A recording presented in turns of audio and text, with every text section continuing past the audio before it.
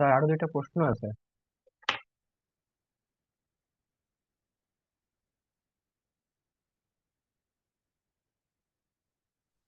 Sir আমি unmute না করেই কথা বলছিলাম, মাই মিস্টেক। হ্যাঁ, বলুন। আচ্ছা, আমি আমার স্ক্রিনটা একটু শেয়ার করি তাহলে সুবিধা হবে। ওকে।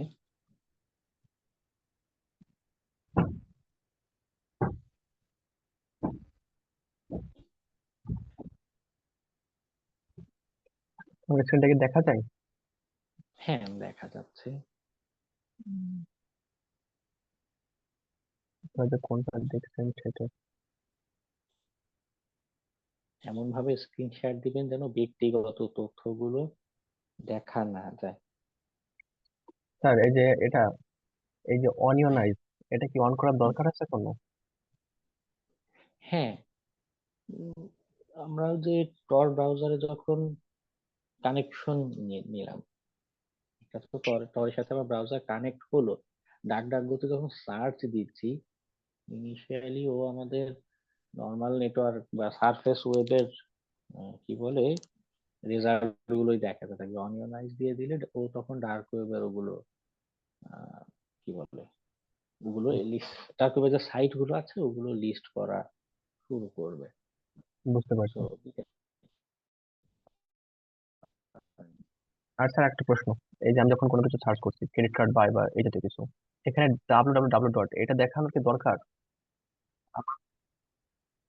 হ্যাঁ, এটা তো সারফেস ওয়েবের সাইট, এটা কিন্তু ডার্ক তাহলে ওয়েবের সাইট আমি না। আলাদা করে দেখতে পারবো এমন কোনো কিছু যে ক্রেডিট কার্ড বাই আমি এটাই দেখতে পাচ্ছি, বাট সার্ফেস ওয়েবে কিছু আসবে না এর ভিতরে? এটা কি আলাদা করা যায় নাকি আমি আস্তে আস্তে স্ক্রল ডাউন করে নিচে এই যে গিয়ে দেখতে পারবো? না না না, ডার্ক ওয়েবের যে সার্চ ইঞ্জিন গুলো আছে ওইটা ব্যবহার, টর্চ, আহমিয়া বা হেজট্যাগ এগুলো ব্যবহার করে সার্চ করতে হবে। বুঝতে পারছি স্যার। কারণ ডাকডাকগো তো মেবি ইউএসএ বেসড না, নেদারল্যান্ডস এর প্রতিষ্ঠান জানো। তো ওদেরও জবাবদিহি করতে হয় মানুষের কাছে, সরকারের কাছে আর কি, মানুষের কাছে না। তো যার কারণে ওরা চাইলেও আহ, সরাসরি ভাবে ডার্ক ওয়েবের সাইট গুলো দেখাতে পারে না। বুঝতে পারছি। আর স্যার ওই যে আপনি তো বলছিলেন যে ট্রোজান হর্স বা ম্যালওয়্যার খুবই খারাপ একটা জিনিস। সাপোজ ওইটা আমাকে আক্রমণ করলো এবং একটা অ্যামাউন্ট আমার কাছ থেকে আস্ক করলো, আমি দিলাম না, সো ওরা তো আমার ফাইলগুলো নষ্ট করে দিল, এর অর্থ কি? ওরা কি আমার কম্পিউটার থেকে চলে গেছে নাকি এখনো আছে? থাকতেই তো পারে। হ্যাঁ, থাকতে পারে। তাহলে এর সলিউশন কি? যদি কোনো ক্লায়েন্ট আমাকে জিজ্ঞাসা করে তাহলে আমার সলিউশন কি? আমি কি কম্পিউটারটাকে বেচে দেবো নাকি উইন্ডোজ টার্ন টার্ন দিলে বা চলবে এমন কিছু? তা বেঁচে দিলেও মুক্তি নেই। কিছু ম্যালওয়্যার আছে যে একবার যদি ইনফেক্ট করে, মানে নর্মাল ট্রোজানের ক্ষেত্রে হতে পারে, নর্মাল না শক্তিশালী ট্রোজানের ক্ষেত্রে এমন হতে পারে যে আপনি যত রিমুভালের চেষ্টাই করেন ও রিমুভ হবে না। আপনি অ্যান্টিভাইরাস ডাউনলোড দিচ্ছেন, এটা দেখার সাথে সাথে ও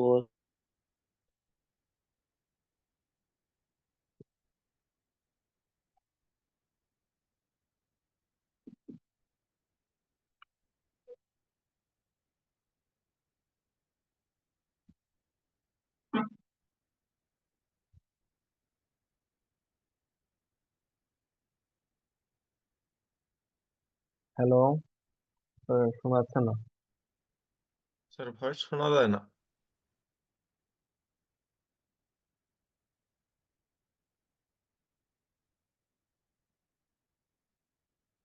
স্যার আপনি আনমিউট আছেন কিন্তু মেবি কোনো ইস্যুর কারণে ভয়েসটা আসছে না এই পর্যন্ত।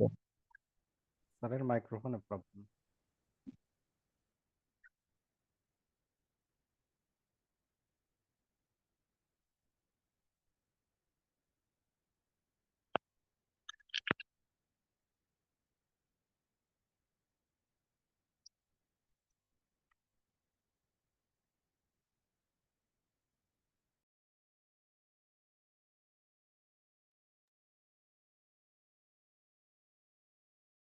হ্যালো। হ্যাঁ স্যার, শোনা যায় এবার। মাইক্রোফোনটা ইস্যু করছিল, মোবাইল দিয়ে ক্লাস নিচ্ছিলাম, মোবাইলটা বন্ধ হয়ে গেল হঠাৎ করে। যাই হোক, আহ, কতদূর শুনতে পেয়েছেন?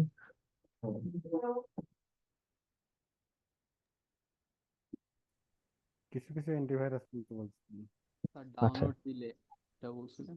আচ্ছা, যেটা বলছিলাম আবার স্যার একটু অ্যান্টিভাইরাস ডাউনলোড দেওয়া দেখলেই ওরা হচ্ছে তখন চেহারা, হ্যাঁ কি যেন একটা করবে। হ্যাঁ হ্যাঁ, ওরা চেহারা পাল্টে ফেলে, অন্য প্রসেসের সাথে যুক্ত হয়, হাইড হয়ে যায়। হ্যাঁ, তো এই সিনারিও গুলোতে আসলে একটু শক্তিশালী ম্যালওয়্যার হলে খুব পসিবিলিটি থাকে যে আমরা তাকে খুঁজেও পাবো না বা রিমুভ করতে পারবো না। যদি ম্যালওয়্যার অ্যানালাইসিসের আরো ট্রাই করে, আরো কিছু মেকানিজম আছে ম্যানুয়ালি, সেভাবে ট্রাই করলে কিছু সিনারিওতে ম্যালওয়্যার পুরোপুরি রিমুভ করা যেতে পারে, কিছু সিনারিওতে আবার পুনরায় ইনফেকশন হতে পারে। সো মানে বোঝাতে হবে এইভাবে যে দেখো, ম্যালওয়্যার যদি ইনফেক্ট করে, কিছু ম্যালওয়্যার এমন লেভেলে ইনফেক্ট করতে পারে যে ডিভাইসটাকে একদম আগুনে পুড়িয়ে ফেলা ফেলা ছাড়া আর কোনো উপায় নেই। মানে আগুনে পুড়িয়ে একদম গলিয়ে ফেলা ছাড়া ওই ম্যালওয়্যারটিকে কিছুতেই মুক্তি মিলবে না। ওকে, এটা হচ্ছে রিয়েলিটি, বুঝতে হবে। এরপরে ওর্স্ট কেস,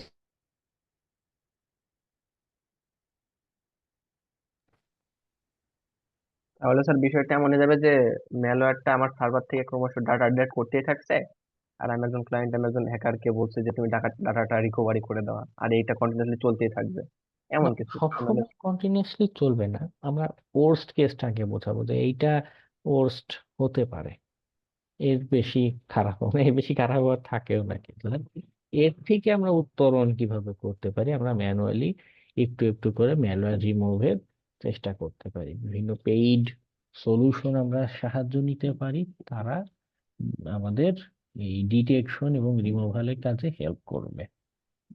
ওকে, জি স্যার, বুঝতে আর পারছি। যদি আমি হার্ড ডিস্ক ফেলে দেই তাহলে? কোথায় ফেলবেন? শুধু ফেলে দিলে হার্ড হবে ডিস্কটা না। আমি ম্যাক চেঞ্জ করে অ্যাড্রেস। নতুন হার্ড ডিস্ক নিলাম।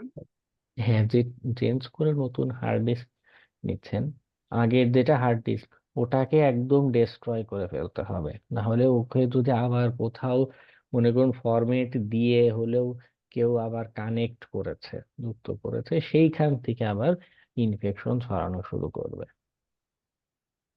স্পাইওয়্যার ওটাকে গুলোর ক্ষেত্রে ডিস্ট্রয় এটা, করে ফেলতে হবে আর কি। হ্যাঁ, স্পাইওয়্যার গুলোর ক্ষেত্রে এই ঘটনা বেশি ঘটে। যেমন পেগাসাসটার নাম আমরা জেনেছি, এরকম আরো স্পাইওয়্যার আছে। পেগাসাস খালি সামনে এসেছে বলে জানি, ওগুলো ইনফেক্ট করলে বাঁচার কোনো উপায় নেই। আর যেগুলো মাদারবোর্ডের ম্যাক অ্যাড্রেস ট্রেস করে সেগুলো। ওটা তো অ্যান্টিভাইরাসও ধরতে পারবে না। ওকে, মানে ওই ডিভাইস গুলো বা ওই ধরনের ম্যালওয়্যার অ্যানালাইসিসে মানে একটা মেকানিজম বলি, অনেক ধরনের পদ্ধতি হয়। একটা খুব হয় যে একদম আইসোলেটেড একটা ডিভাইসে ওই ম্যালওয়্যারটাকে ছেড়ে দিয়ে, বাইরের ইন্টারনেটের সাথে কোনো কানেকশন না রেখে, মানে দুইটা কম্পিউটার সেট আপ দেবো, একটাতে ম্যালওয়্যার থাকবে, সেকেন্ড আর একটা কম্পিউটারকে ইন্টারনেট সার্ভারের মতো সাজাবো।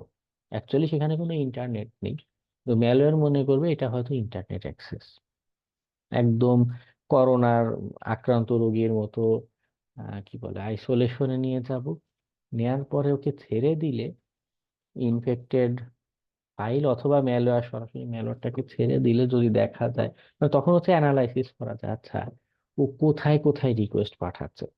এই ডিভাইসটার বাইরের কোনো ইন্টারনেটের সাথে কানেকশন নেই, কোনো প্রসেস রানিং নেই, সে নিজে নিজে কি প্রসেসে রান হচ্ছে, কোথায় মানে কমিউনিকেশনের চেষ্টা করছে, কোথায় কানেকশন দিচ্ছে। ওকে, এরকম আইসোলেটেড করে অ্যানালাইসিস করার প্রক্রিয়াটা শুরু হয়।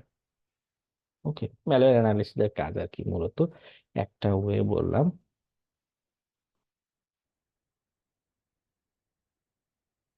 এক্ষেত্রে আমাদের নিজেদের নিরাপত্তার জন্য মূলত কয়টা ল্যাপটপ বা পিসি ইউজ করতে পারি?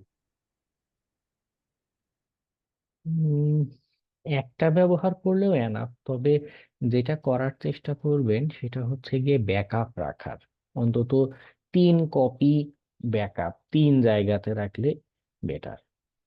ওকে, সেন্সিটিভ জিনিসপত্র যতখানি, মানে ডিজিটাল ডিভাইসকে যত কম বিশ্বাস করা যায় ততই ভালো।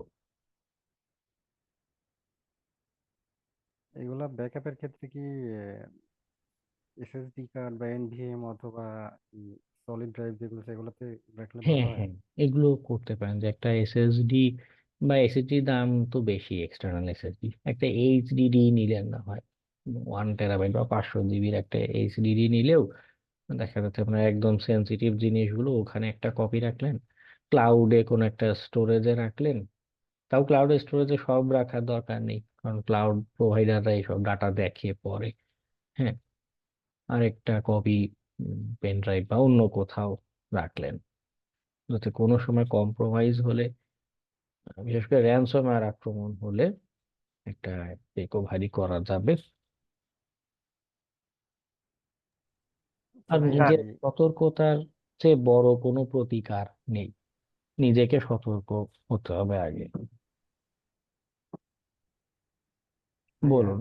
এই আমার মূলত দুইটা ল্যাপটপ আর দুইটা পিসি। এখন একটা ল্যাপটপে শুধু উবুন্টু সেটআপ দেওয়া আছে, যেগুলোতে কোনো মানে নেট কানেকশন নাই, শুধুমাত্র ফাইল ব্যাকআপ দেওয়ার জন্য। আমি আপনার এখন সাউন্ডটা ক্লাস খুব লো পাচ্ছি, একটু কষ্ট করে জোরে বলুন একটু, বা মানে মাইক্রোফোন এই এখন শোনা যাচ্ছে? একটু ভালো শোনা যাচ্ছে এখন। মানে আমার হচ্ছে দুইটা ল্যাপটপ আর দুইটা পিসি। একটাতে শুধু ক্লাস করি এবং অন্যান্য কাজগুলো করি। একটাতে ব্যাকআপ আছে, যেগুলোতে উবুন্টু ইউজ করি এবং ওটাতে কোনো নেট কানেকশন নেই। আর এমনি পার্সোনাল মানে এরকম ভাগ ভাগ করে রাখা কি ভালো, নাকি অন্য কোনো ওয়ে আছে আর?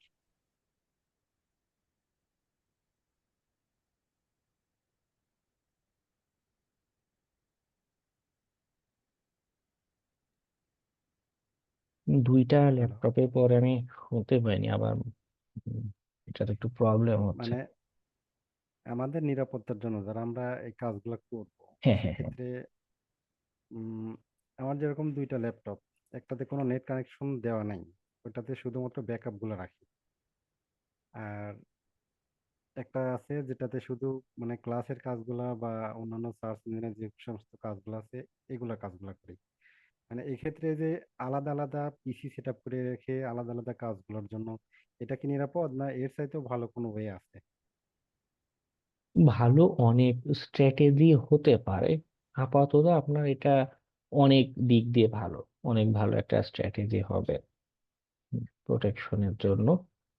কিন্তু যখনই ডাটাটা ট্রান্সফার করছেন আইসোলেটেড পিসির সাথে, তখন আবার আইসোলেটেড পিসি ইনফেক্টেড হতে পারে। কিছু ম্যালওয়্যারের ইন্টারনেট কানেকশন লাগে, কিছুর লাগে না। তবে সেটাই এই বলতে জন্য চাচ্ছিলাম। এটাও সতর্কতার বিষয়।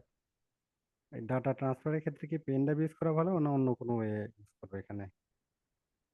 পেন ড্রাইভ ট্রাস্ট করাই বেটার, কারণ অনলাইনে এই যে যদি যদি একটু ছোটখাটো ডাটা হয়, হুম 10 জিবি 5-7 জিবি হলেও গুগল ড্রাইভ দিয়ে দিতে পারেন। এক্ষেত্রে যেটা হবে, গুগল কিন্তু নিজে ম্যালওয়্যার স্ক্যান করতে পারে। ড্রাইভে যখনই ডাউনলোড করতে যাবেন, ও নিজে ম্যালওয়্যার স্ক্যান করে ম্যালিশিয়াস না হলে তখন আপনাকে সেটা ডাউনলোড করতে দেয়। তো ওখানে একটা প্রোটেকশন পেতে পারেন, এটা একটা দিক। বেশি বড় ফাইল হলে তো আর তখন স্ক্যান না, করা বেশি অনেক বড় সময় ফাইল হলে লাগে। ও স্ক্যান করে না। হ্যাঁ হ্যাঁ। স্যার, একটা প্রশ্ন আছে জেল জরিমানা ওই টপিক নিয়ে। বুঝিনি, বলুন। একটা প্রশ্ন আছে যে ব্ল্যাক হ্যাট হ্যাকার, যে যদি আমি কখনো কারোর কম্পিউটার বা কোনো ইলেকট্রনিক ডিভাইস যদি হ্যাক করি, আপনি বলছিলেন যে একটা হিউজ জরিমানা এবং জেল বা সাজার একটা হিসাব আছে। এখন আমার প্রশ্ন হলো, আমি যদি এখন এই মুহূর্তে বসে ব্ল্যাক হ্যাট হ্যাকার হিসেবে অস্ট্রেলিয়ার কোনো একটা কোম্পানির ওয়েবসাইট হ্যাক করে কোনো ডাটা লস করে দিই, তাহলে তারা কি আমার উপর কোনো ধরনের পদক্ষেপ নিতে পারবে? আমি বাংলাদেশে আছি আর তারা আছে অস্ট্রেলিয়ায়। হ্যাঁ অবশ্যই, বাংলাদেশে ওদের দূতাবাস আছে, দূতাবাসের থ্রুতে বাংলাদেশ পুলিশকে জানিয়ে তারা আপনাকে বিরুদ্ধে ব্যবস্থা নিতে পারে। আবার আরেকটা হচ্ছে ইন্টারপোল, পুলিশদের হ্যাঁ, ইন্টারন্যাশনাল একটা অর্গানাইজেশন মতো আছে। মানে যা অন্য দেশের পুলিশের কোনো একটা অপারেশন চালাতে হবে, ওরা নিজেরা গিয়ে পারছে না বা অনুমতি নেই, সেক্ষেত্রে ইন্টারপোল গিয়ে এই কাজে তাদের হেল্প করে বা করতে পারে। বাংলাদেশেও আছে, বা আরো কোনো একাধিক ওয়ে থাকতে পারে, আমি এই দুইটা সম্পর্কে জানি। দুইটা ওয়েতেই তারা আপনার বিরুদ্ধে ব্যবস্থা নিতে পারে। স্যার আমি যদি আমার কথা বলি, আমি যখন এসইও সার্ভিস শিখছিলাম, ওখানে আমরা সেমডাস অ্যাশটেপ দুইটা টুল আছে, ফ্রি টুল। আমরা কোন একটা ওয়েবসাইটের ইউআরএল নিয়ে ওখানে যদি বসায় দিই, ওই দুইটা টুল আমাদেরকে, প্রিমিয়াম টুল, ওরা বলে দেয় যে এই ওয়েবসাইটের এই এই প্রবলেম গুলো আছে, ব্যাকলিংকের প্রবলেম ইত্যাদি ইত্যাদি। তো আমরা কি করি, ওই ওয়েবসাইটের ভিতরে যাইতাম, ওখান থেকে ওনাদের ইমেইলে বিস্তারিত উল্লেখ করতাম, করার পরে সেন্ড করে দিয়ে তাকে বলতাম যে তোমার ওয়েবসাইটে এই প্রবলেম গুলো আছে, তুমি যদি চাও আমরা সলভ করে দিতে পারি। এই হলো আমাদের বায়োডেটা বা আমাদের তথ্যগুলো। এখন আমি অ্যাজ এথিক্যাল হ্যাকার, আমি যদি কোনো ওয়েবসাইটের ভিতরে যাই, যে ভালনারেবিলিটি গুলো চেক করি, কোথায় ম্যালওয়্যার আছে, কোথায় কি আছে, বাট A to Z, তারপর দেখা যাচ্ছে আমি ক্লায়েন্টকে বললাম যে দেখো ক্লায়েন্ট, তোমার এই প্রবলেম। ক্লায়েন্ট আমাকে চেনে না, আমি তাকে চিনি না। সো এখানেও কি সে স্টেপ নিতে পারে? হ্যাঁ, বিশেষ করে বাংলাদেশি ওয়েবসাইট হইলে এই কাজ করাই যাবে না। আপনি ভালো বুঝে করবেন, ওরা ধরে বলবে যে বেটা হ্যাক করে এখন ভালো স্বাস্থ্য এসেছে। আর সেকেন্ড হচ্ছে যে বাইরের এইগুলোর ক্ষেত্রেও যদি তাদের মানে হ্যাকিং বিষয়টা সেন্সিটিভ, এসইও যখন করছেন ওই টার্মিনোলজি দিয়েই আপনি আইনের পার পেয়ে যাবেন, যে না আমি আসলে এসইও করছিলাম, আমি আসলে মার্কেটিং এ সার্ভিস দিই, এটা ওয়ার্ল্ড ওয়াইড সবাই করে। যখন হ্যাকিং সিকিউরিটি টার্মিনোলজি আসছে তখন আপনার পুরো কেসটাই ভিন্ন। ওকে, তো ওই ক্ষেত্রে আর যদি যদি তাদের আমি কোনো ডাটা লস না করি, জাস্ট ঢুকে বেরিয়ে চলে আসছে এবং ইনফর্ম করছি, তাও শাস্তির আওতায় আনা যাবে? যদি কোনো ম্যালিশিয়াস কিচ্ছু না, কোনো জাস্ট ঢুকে দেখছে যে এই প্রবলেম গুলো আছে এবং ক্লায়েন্টকে জানালাম, প্রবলেম হয়তো আমার বুঝতে ফ্রিল্যান্সিং পারছেন, ক্যারিয়ার ভালো হতে পারে। প্রবলেমটা বুঝতে পারছেন কিসের ভিত্তিতে? কোনো স্ক্যানার অথবা কোনো টেকনিক আপনাকে অ্যাপ্লাই করতে হবে, তাই না? ফর এক্সাম্পল হয়তো এসকিউএল ইনজেকশনের নাম শুনেছেন, জি। আমি এখনো এক্সপ্লেইন করিনি, হয়তো শুনে থাকবেন। ওখানে কি হয়, আমি ডাটাবেজের বিভিন্ন কুয়েরি পাঠাই, তাই না? উল্টো পাল্টা কুয়েরি পাঠাই। তো আপনি গিয়েছেন, কোনো ডাটাবেজ নষ্ট করেননি, কিছু পাল্টাননি, কিন্তু আপনি বলছেন এসকিউএল ইনজেকশন আছে। কিসের ভিত্তিতে বলছেন? আপনি অবশ্যই ম্যালিশিয়াস ওয়েতে ডাটাবেস কোয়েরি করতে পেরেছেন, আদারওয়াইজ এটা তো ডিটারমাইন করার মানে সম্ভবই না, তাই না? চোখে দেখে এসকিউএল ইনজেকশন বলা যায় না কিন্তু। ওকে, জি স্যার, তখন বুঝতে তারা পারছি। একটা স্টেপ নিতে পারে। নিয়মকানুন একটু ভাইয়া সেই ডিকশনারি ওটা শিখাবেন না? বুঝিনি। এসকিউএল ইনজেকশন হ্যাঁ, এই সম্পর্কে আমাদেরকে ক্লাস হবে কি? হ্যাঁ, হ্যাঁ, ওটা ওয়েবের কনসেপ্ট তো। আমি কি করি, আগে নেটওয়ার্ক আর সিস্টেমের কনসেপ্ট গুলো পড়াই, এরপরে ওয়েবের কনসেপ্ট গুলোতে যাই। ওয়েব হ্যাকিং নিয়ে আলাদা এরকম 10-12টার মতো ক্লাস আছে, সিস্টেম হ্যাকিং নিয়ে আলাদা 10-12টা ক্লাস আছে। এতে করে আমার যেটা অবজারভেশন, যে বিগিনারদের জিনিসগুলো ধরতে সহজ হয় আলাদা আলাদা করে দেখালে। তাহলে একটার ভিতরে একটা দেখালে অনেকেই নিয়ে উঠতে পারে না, বুঝে উঠতে পারে না। ওকে, ভাইয়া আর একটা কথা বলি, হ্যাঁ বলুন। আমাদের যদি পার্সোনাল কোনো ইনফরমেশন ডাটা যদি না থাকে ল্যাপটপে বা কম্পিউটারে, তাহলে এটা নিয়ে আমাদের কোনো ভয় থাকার প্রয়োজন আছে? অবশ্যই, ওই যে সেই দ্বিতীয় ক্লাসে বা পরের একটা ক্লাসে আপনাদের সাইবার কিল চেইন বুঝিয়েছিলাম, তখন একটা কথা হ্যাঁ, বলেছিলাম যে আমাদের অনেকে প্রবণতা থাকে, মনে হয় যে আমি গরিব মানুষ বা আমার কিছু নেই, টাকাই নেই, আমার হ্যাক করে কি হবে। হ্যাকারের তো দরকার নেই আপনাকে হ্যাক করা। আপনার ডিভাইস ইউজ করে সে দেখা যাচ্ছে আপনার ব্যাংক, যে প্রতিষ্ঠান আছে, ফিনান্সিয়াল, বেশিরভাগই যে ফিনান্সিয়াল টার্গেটটাই মূল মোটিভেশন ওদের, এই জায়গাগুলোতে যদি আক্রমণ করে, হ্যাঁ, তার পরিচয় ঠিকই লুকিয়ে থাকবে, আক্রান্ত হবেন, পুলিশ ধরবে আপনাকে। ওকে, তো কোনোভাবেই আপনি সেফ না, কোনোভাবে যত যাই হোক ম্যালিশিয়াস কোনো অ্যাক্টিভিটি ঘটতে দেয়া যাবে না। ভাইয়া আর একটা কথা, যদি কোনো হ্যাকার দেখা গেল সে ধরা খাইছে, ধরা খাওয়ার পর সে যদি তার সবকিছু ডিভাইস ডিস্ট্রয় করে ফেলে, তখন কি হবে? ডিভাইস ডিস্ট্রয় যদি ঠিকভাবে করতে পারে হ্যাকার, তখন আসলে তাকে দোষী প্রমাণ করা খুব ডিফিকাল্ট। যেমন আমি একটা মুভি দেখছি, মুভিতে সবকিছু শেষে পুড়ে ফেলে, ডিস্ট্রয় করে। তো হ্যাঁ, এই এটা তো সিনারিও গুলোতে ওদের মানে এভিডেন্স গুলো একদম ঠিকভাবে নষ্ট করলে তাদেরকে ধরা কষ্ট। তবে এক্ষেত্রেও গোয়েন্দা পুলিশ বা আইন প্রয়োগকারী সংস্থা আরো অন্যান্য এভিডেন্সের ভিত্তিতে তাদের দোষারোপ করতে পারে। অধিকাংশ ক্ষেত্রেই গোয়েন্দা সংস্থা বা আহ, আইন প্রয়োগকারী সংস্থা যে কাজটা করে, মনে করুন আপনি হ্যাকার কিছু একটা ম্যালিশিয়াস করছেন, হাতে নাতে ধরার চেষ্টা করবে বেশি। মানে আপনি জাস্ট ভেবে রেখেছেন বা কাউকে বলেছেন, তাও আপনাকে গ্রেফতার করবে না। আপনি ওই মনে করুন ম্যালিশিয়াস হ্যাকিং এর টুলসটা ওপেন করেছেন, ওই মুহূর্তে আপনাকে তারা ধরে বসবে। তো তখন হচ্ছে হাতে নাতে ধরলে এভিডেন্স বেশি, মানে একদম ল্যাপটপ ওপেন, কম্পিউটার ওপেন, ওই সিনারিও গুলোতে ধরার চেষ্টা তারা বেশি করে। তো যার কারণে এভিডেন্স আপনি পুরানো সুযোগই হয়তো পাবেন না, আগেই তাকে তাকে রেখে আপনাকে ধরে বসবে। তারপরেও থেমে নেই, হ্যাকাররাও বিভিন্ন পদ্ধতিতে চেষ্টা করে। আর এখানে আরো একটা বড় রিজন হচ্ছে এই যে বড় বড় হ্যাকিং এর ঘটনা ঘটে বা এই যে হ্যাকার গ্রুপ, এদের আসলে কিছু হয় না কেন? কারণ এরা আসলে গভর্নমেন্টের থেকে প্রোটেকশন পায়। ঠিক আছে, মানে যে যে পুলিশের দায়িত্ব পালন করবে, যে আসলে এদেরকে গ্রেফতার করবে, তারাই ওদের প্রোটেকশন দিচ্ছে। বিভিন্ন যে রাশিয়া, চীন, উত্তর কোরিয়া, বিভিন্ন রকম দেশ আছে তাদের মানে এরকম ম্যালিশিয়াস ইন্টেনশনে বিশাল বড় বড় গ্রুপ তারা পালন করে, লালন পালন করে।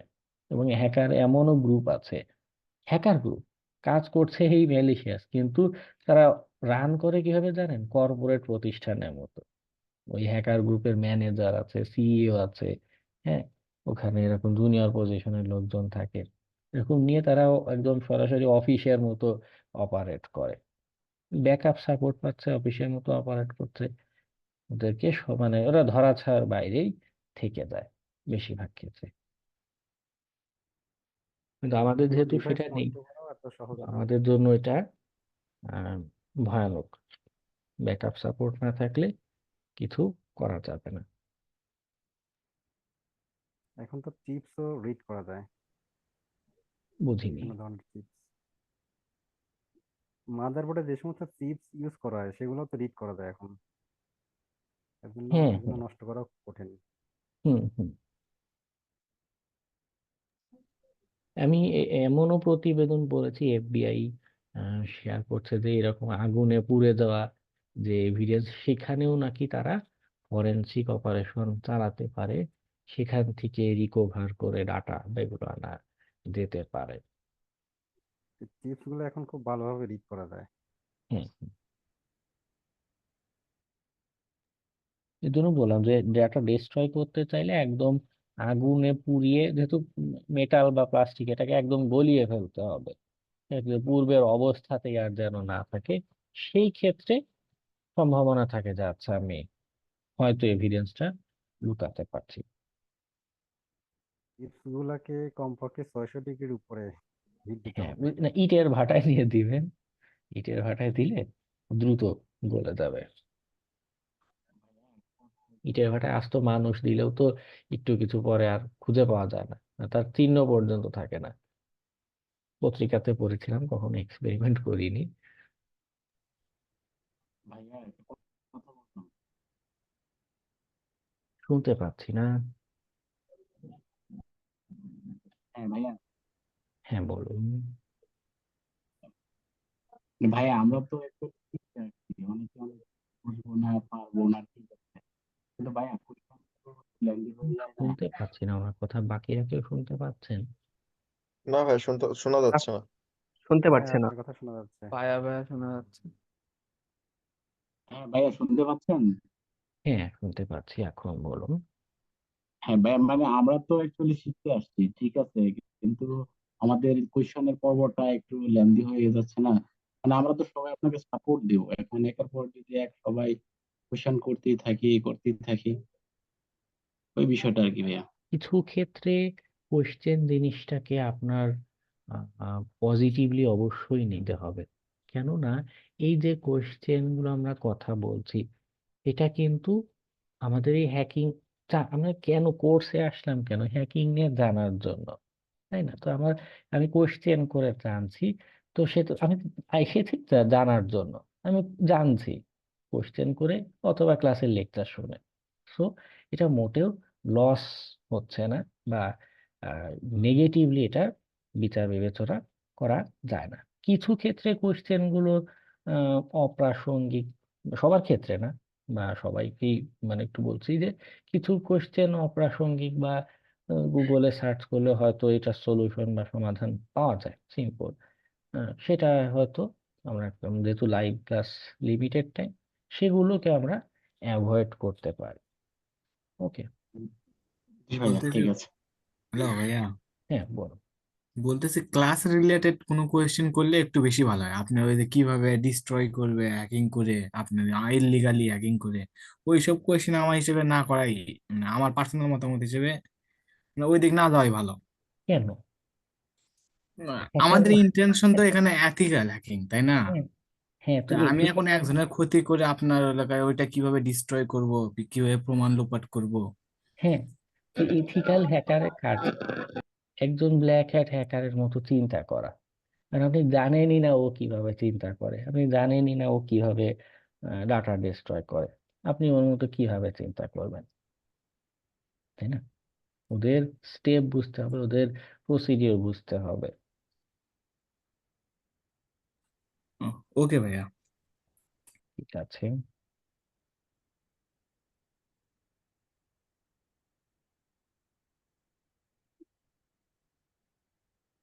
স্যার, বলুন।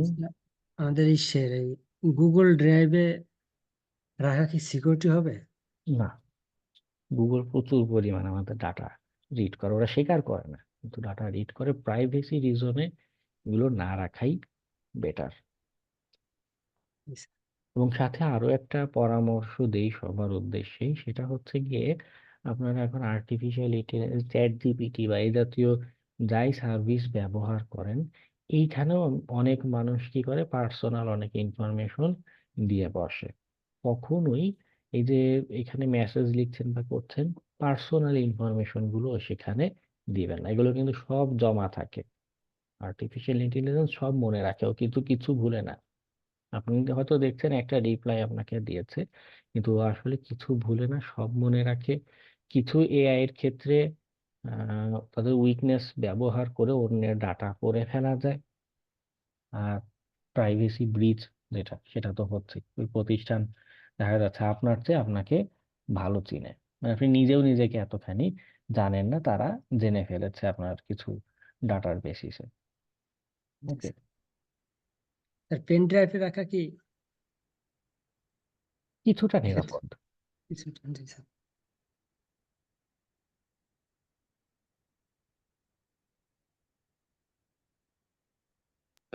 ভাইয়া, আমি মনে করি পেন ড্রাইভে রাখাটাও নিরাপদ না, কারণ পেন ড্রাইভ একজনের থেকে আরেকজন পাওয়ার পর দেখা যায় আমার ফ্রেন্ডই ওইভাবে ব্ল্যাকমেলের শিকার হয়েছে। হ্যাঁ, হ্যাঁ, এটা জিরো ট্রাস্টে যেতে হবে আসলে, জিরোটা। কাউকেই বিশ্বাস করা ঠিক না আসলে। ঠিক আছে, গার্লফ্রেন্ডকেও বিশ্বাস করা যাবে না, হতে পারে তার ডিভাইস কম্প্রোমাইজ হয়ে আছে। জি স্যার। ওকে। তো ভাইয়া এই তো। একটা হ্যাঁ, ছোট্ট বলুন। একটা কোশ্চেন করবো। হ্যাঁ, বল। আহ, সবাই যে কি মনে করবে, তারপরেও কথাটা বলি। হ্যাঁ, কথাটা হচ্ছে যে ফেসবুক কি অ্যাক্সেস করা যায়? ওই ক্রেডেনশিয়াল গুলো যদি আমরা নিতে পারি, আমরা যে সোশ্যাল ইঞ্জিনিয়ারিং এর টুলস দেখেছিলাম না, যদি এমন হ্যাঁ, হ্যাঁ, ভাবে ঘটনাটা সাজাতে পারি যে সে হ্যাঁ, আমার কথায় আশ্বস্ত হবে, আমি আর লিঙ্কে ক্লিক করবে।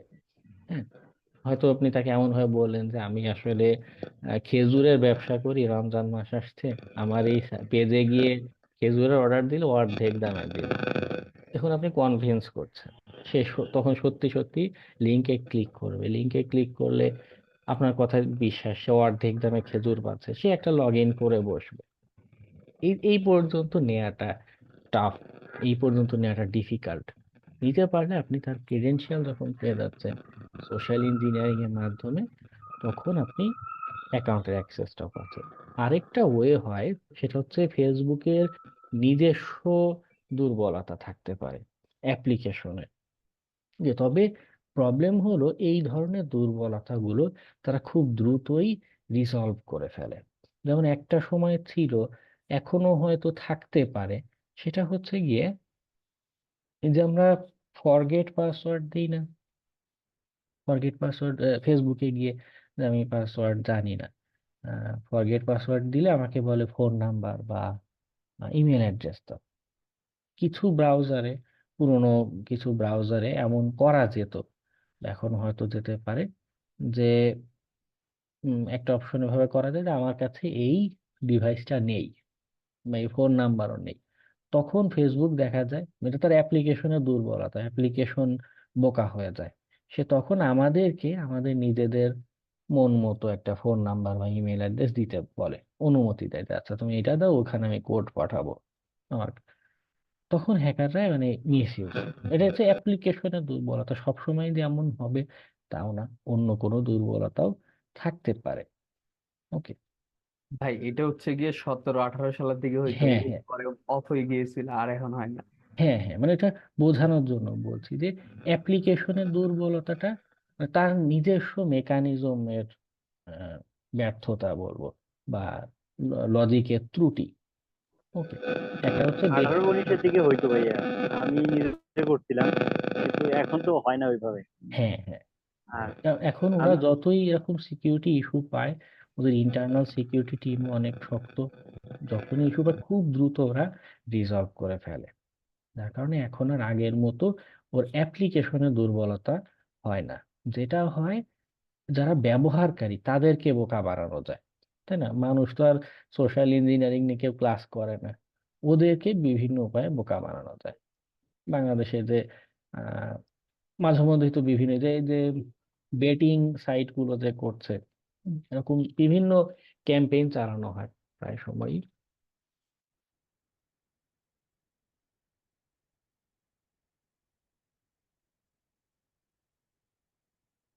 মেইল অ্যাকাউন্ট দুইটা ডিভাইসে যদি থাকে, শুধু মেইল অ্যাকাউন্টটা যদি হ্যাক হয়, তখন আমি শুধু ইমেল অ্যাড্রেস, ওই ইমেইলের থাকা বা ওর সাথে কানেক্টেড থাকা যা যা ইনফরমেশন আছে এগুলো পাবো। ডিভাইস অ্যাক্সেসটা ভিন্ন জিনিস। ওকে, এটা হতে পারে ইমেইল দিয়ে আমার ডিভাইসে উইন্ডোজ ডিফেন্ডার বা এই জায়গায় কোথাও লগ ইন করা ছিল, সেক্ষেত্রে হয়তো ইমেল দিয়ে আমি অ্যাক্সেস পেতে পারি। আদারওয়াইজ শুধু ইমেল দিয়ে হয় আমি সিস্টেম লেভেলের অ্যাক্সেস সবসময় পাবো না। ওকে, আমরা সিস্টেম হ্যাকিং এর মডিউলটা যখন করব, ক্লাসগুলো যখন করব, ওখানেও এরকম 10-12টার মতো ক্লাস আছে, তখন এগুলো আরো তো নিজেরা প্র্যাকটিস করব। ঠিক আছে, শুধু চোখেই দেখবো না, নিজেরাও প্র্যাকটিস করব। ওকে।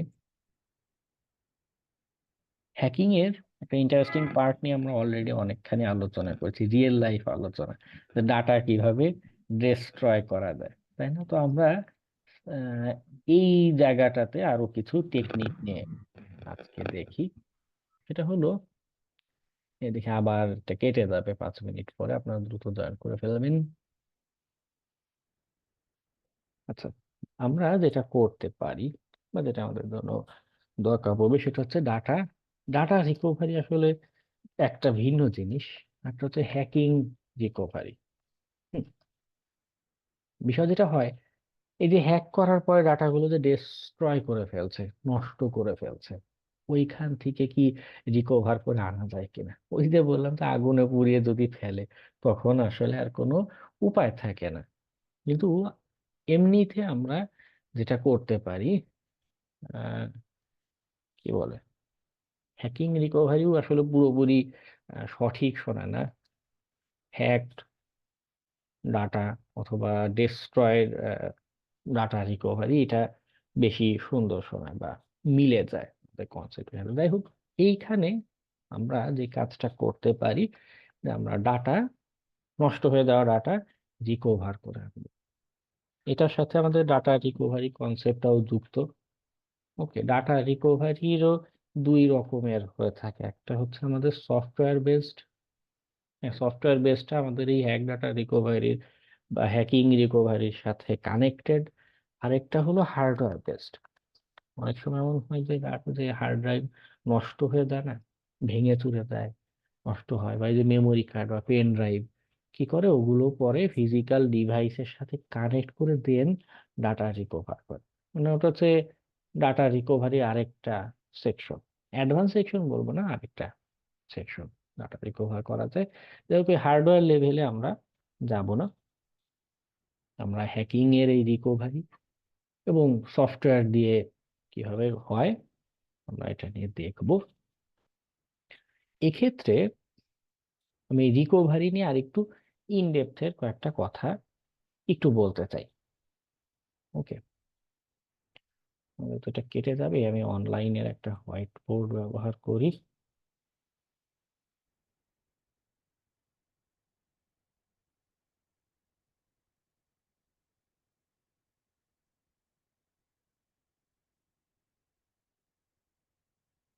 কেন আসলে শুধু আগুন দিয়ে পোড়ানোর পরেই ডাটাটা ডিস্ট্রয় হচ্ছে, কেন আগে হচ্ছে না?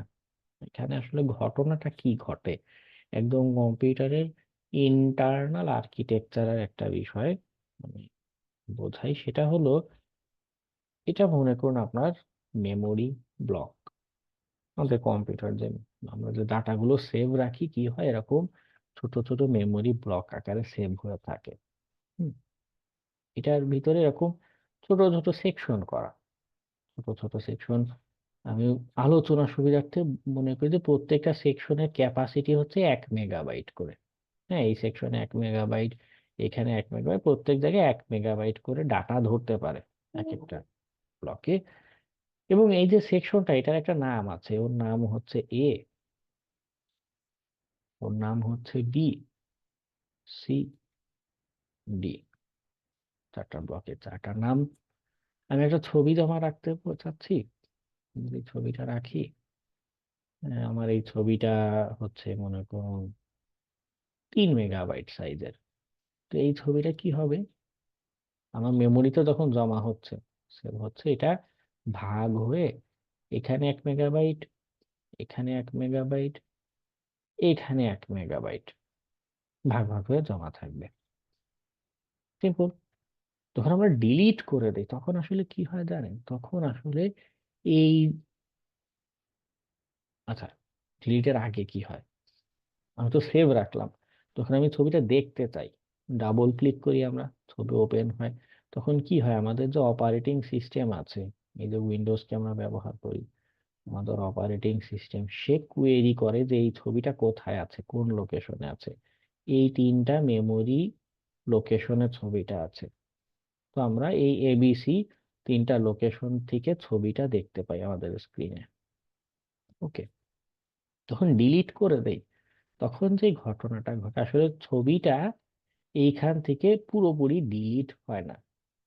ওকে, মনে করুন আহ, এই একটা জায়গা, একটা মেমোরি ব্লকে 3 মেগাবাইটকে সুপার কম্প্রেস করে একদম, মানে কম্প্রেস জিনিসটা হচ্ছে চ্যাপ্টা বানিয়ে ফেলার মতো। মনে করুন একটা আপনার কাছে বড় বাক্স আছে, বা একটা খাবার আছে, একটা বার্গার আছে, এমন জোরে চাপ দিয়েছে যে বার্গারটা চ্যাপ্টা হয়ে রুটির মতো সাইজ হয়ে গেছে।